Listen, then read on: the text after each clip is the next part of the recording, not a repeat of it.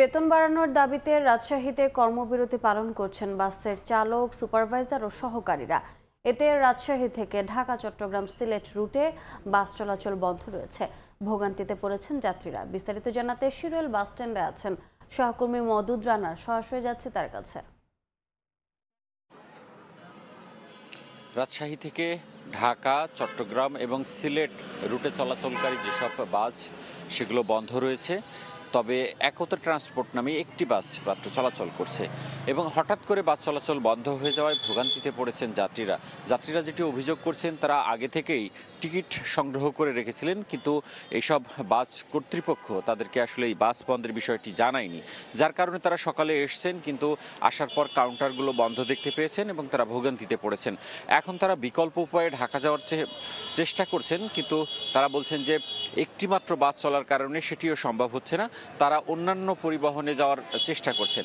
এখানে যারা আন্দোলনকারী রয়েছেন তারা যেটি বলছেন যে বাস চালক, সুপারভাইজার এবং সহকারী দীর্ঘদিন ধরে তাদের বেতন বৃদ্ধি করা হয় না এবং আমরা যতটুকু জানতে পেরেছি, একজন বাস চালক তিনি 1100 থেকে 1200 টাকা পান, একজন সুপারভাইজার 500 টাকা পান এবং একজন সহকারী একটি ট্রিপের জন্য 400 টাকা পান।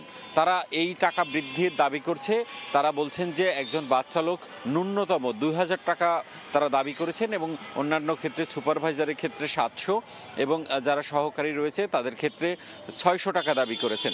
তবে বাস মালিকরা এখন পর্যন্ত 100 টাকা করে বৃদ্ধি করার তারা একমত পোষণ করেছেন, কিন্তু এখানে বাস চালক, সুপারভাইজার এবং যারা সহকারীরা রয়েছেন তারা সেটি মানছেন না। জেলা মোটর শ্রমিক ইউনিয়নের নেতারা যেটি বলছেন যে তারা দফায় দফায় বাস মালিকদের সাথে বসেছিলেন, কিন্তু তারা 100 টাকার বেশি বৃদ্ধি করতে রাজি নয়।